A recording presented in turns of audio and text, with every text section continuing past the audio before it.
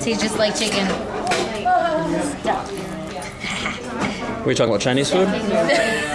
Or cat? I didn't want to say that, but Chinese food or cat, or is there really isn't no, a because difference? one day I used to live in Boston, in this Chinese store, the guy, he always had a bumper sticker that said that I eat cat, it tastes just like chicken.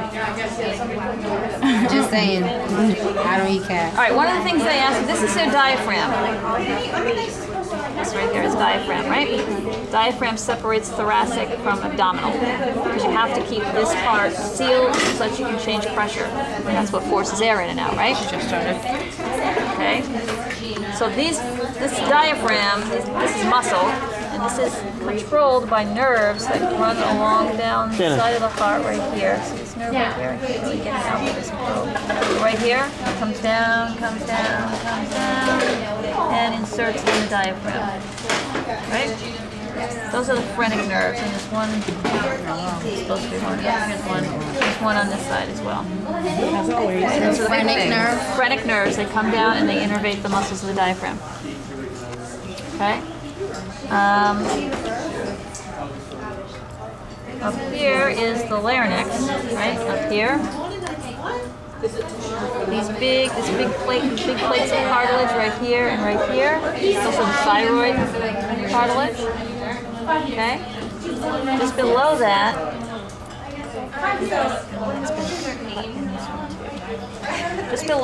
thyroid cartilage, right there, there's one solid ring, a ring that goes all the way around the trachea. It's a complete ring. That's the cricoid cartilage. That's the only one that goes all the way around. The rest are just C-shaped rings, and they're open in the back. See? They don't go all the way around. Okay? I'm sorry? Okay, so if we now rip this guy's larynx out of his throat and look inside, you can open this up and you can see that there are actually two openings back here. This opening right here goes into the trachea. Okay? This opening right here goes into something that runs down right behind the trachea. That's the esophagus. Alright? So you have two openings in this area. Is that like when you swallow something and Yeah.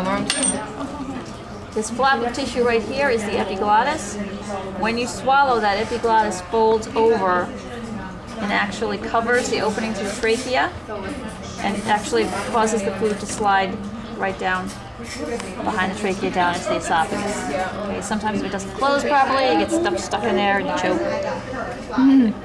We're hoping that doesn't happen. And then, I mean, everybody's had it. It goes down the wrong pipe and you have to cough to clear your airway. Right in here, if you feel these are stiff, right here, these two triangular pieces of cartilage, those are the arachnoid cartilages. And attached to those, and it's really hard to see on the cat, attached to those are these little folds of tissue. You can't really see them too well, but right here and right here, those are the vocal folds. And when those cartilages move, it causes those vocal cords to move, to change shape. Okay? So epiglottis, arachnoid cartilages. Thyroid, cricoid.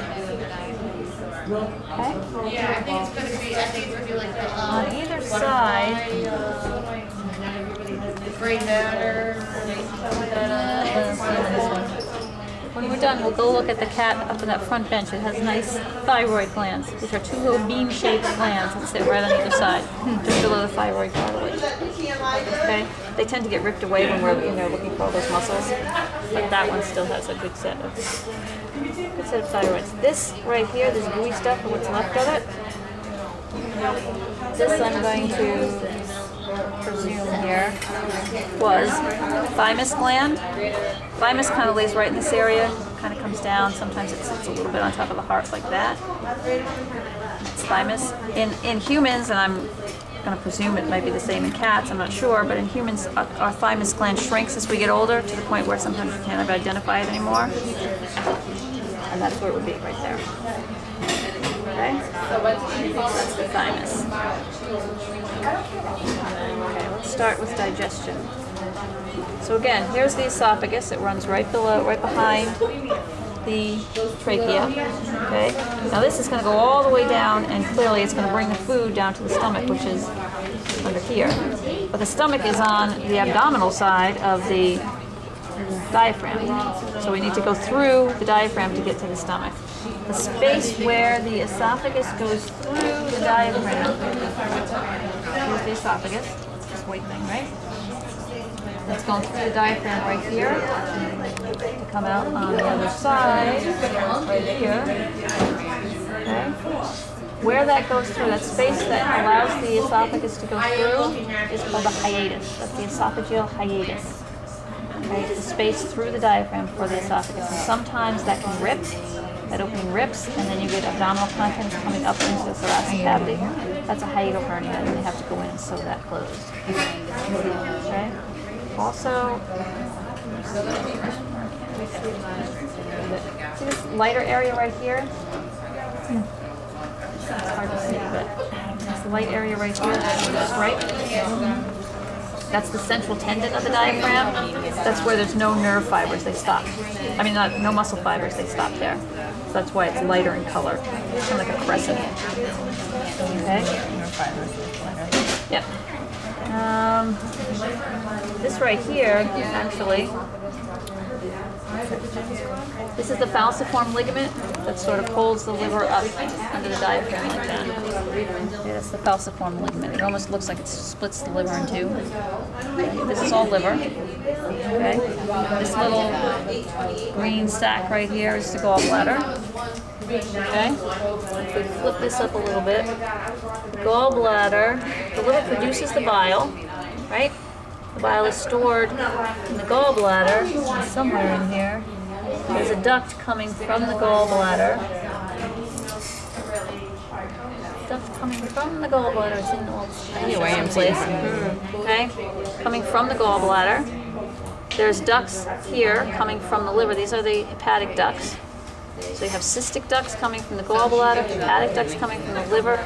They unite to form one big duct called the common bile duct, which is in this fascia right here. Okay, big duct coming in to the duodenum. So it's going to carry liver enzymes to the duodenum. It's going to carry bile to the duodenum. Bile is an emulsifier. It breaks up big fat globules into smaller droplets so they're more easily digested. Okay? So all that has to come into the duodenum. Hepatic duct, cystic duct, combined to form a common bile duct. Okay? Hepatic refers to liver. So yes, hepatitis is a disease of the liver. Okay? Come back to the stomach for a second. Where your stomach and your esophagus meet up here in this region. This is called the fundus of the stomach. And there's a sphincter between the esophagus and the fundus of the stomach that keeps food from coming back up the esophagus. Right? When the food hits the stomach, that purse string of muscles shuts and prevents the backwash. Because when the food's in here, it's very acidic, a pH of about 2. And if that comes back up into the esophagus, it can burn the lining of the esophagus because the esophagus does not have a thick mucus layer. That's gastrointestinal reflux. Okay? So this is the fundus of the stomach. This big part here is the body of the stomach. And then this little finger sticking out over here is the pyloric region of the stomach. Okay? Then we have this first section of the small intestines after the stomach, this first U shape here, about the first 4 inches or so, give or take. That's the duodenum. Chemical digestion begins and ends in the duodenum. Okay? Where the small intestines meets the duodenum, see how it's like crimped a little bit here? That's because there's another sphincter right there to regulate flow out of the stomach. Okay? That's called the pyloric sphincter. This is the gastroesophageal sphincter. This is the pyloric sphincter, from the pyloric region to the duodenum. Okay? And the reason that you want that to be a very controlled flow is you have to release it just 1 drop at a time because it's so acidic. Because as 1 drop comes in, we're going to neutralize that pH. And we're going to do that primarily with enzymes coming in from another digestive organ, the pancreas. Right. This is actually part of your pancreas right here, this right here, and this right here up on from kind of runs from the spleen, which is this teriyaki over here. It runs from the spleen around under the stomach over to the duodenum. That's the pancreas. And then there's a duct. There's a duct, and your guess is as good as mine where the duct is, carrying those digestive enzymes from the pancreas in a very alkaline solution right to the very beginning of the duodenum. Right? So that we can neutralize that acid as soon as it comes in, and then we're also dumping in all those digestive enzymes to break everything down. Okay? So all of that chemical digestion again happens in the duodenum, and all of the rest of the small intestines is for absorption of nutrients. Okay, so if we look through all this real curly part here, this is all jejunum, and then this end, the last sort of view, last few inches, which is probably this area right here. This is ileum. Okay, so it's duodenum, jejunum, ileum, and then we have the large intestines, which is larger in diameter. There's less of it, but it's larger in diameter. Where that ileum meets the large intestines, you have this little sac here, this little blind sac. That's the cecum. And there is another valve between the ileum and the cecum called the ileocecal valve, which controls flow from the small intestines to the large intestines. Okay? So is it like, If we look in here, you see all this beautiful mesentery, or is it where it actually comes? all that blood flow. It's the mesentery. Okay? So this then is all the large intestines, and if this were lying in the cat properly, again, this is the cecum. In us, this would be our appendix, dangling off down here. They don't have an appendix, so. So this is the ascending colon, this is the transverse colon, this is the descending colon. And down here, the descending colon is stabilized up against the back body wall by tissue called the mesocolon, because you want that part to stay in place. Okay? Stabilizes the descending, the lower end of the descending colon. Then it meets with the rectum for storage, and then elimination through the anus. Okay? What else?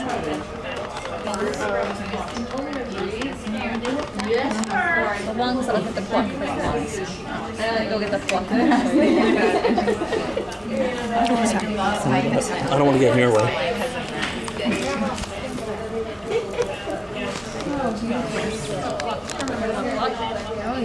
Okay, so here's the pluck. Heart, lungs. If we look, this is the trachea right below that thyroid cartilage, and if you feel, this is the cricoid. This is a ring all the way around. Okay? It's stiff all the way around, as opposed to when you feel down here, it's all squishy right here, so there's no rings there. Okay? So that's the cricoid. Okay, so if we look at the lung here, the primary right and left bronchus are right here. This is the primary left. This is the primary right. It's that first big split where they go into the lungs. Okay? And if you look deeper in the lung tissue, see it splits again. That's secondary bronchus. And then if we were to go deeper again, it would split again and again and again and again until finally all those tubes dead end in the alveoli, which are the little air sacs. Yep. Okay. What else? Here, hold. I think we did it. Yes, we did. Where's the other? We just gotta look at the thyroid gland on the other cat. Thyroid gland. If we go up to this cat over here, it's really nice thyroid.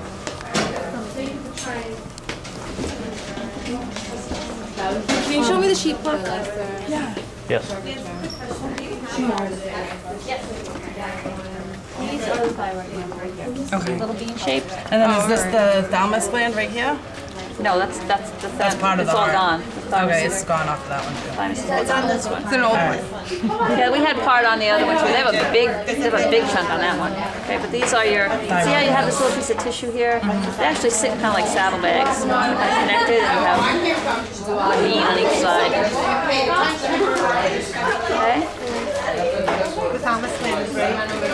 Can you go over if you're done with them? Yeah.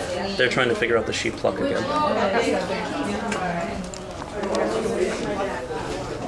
Did they do the sheep pluck? Because she missed the whole sheep thing. That's not, it's her. Right, sheep pluck. What is it? Sheep pluck. Right here, right at the very top, this is the thyroid cartilage would be sitting right on top of here. So this is the first complete ring, that's the cricoid cartilage. Okay? All the rest are open in fact. This is the only complete ring. Then if we look down here, we see that first major split going to the right and left. That's the primary left, primary right bronchus. Okay? If we go in further into the lung tissue, you can see how it's splitting again. That's the secondary. Right and left bronchus. Okay? And then it would split again and again and again and again. Thank you. Okay? And then sometimes they ask you for the root of the lung. The root of the lung is just this whole area here where the bronchus, you can't really see it anyway in here, but the blood vessels and the bronchus where it goes into the lung. That's they just call the root of the lung. It's fine. Okay? That's about it. Oh, special air. Special air. They just wanted you to see the right and left bronchus, but you can't see them. See that. Excuse me. All right, sounds good.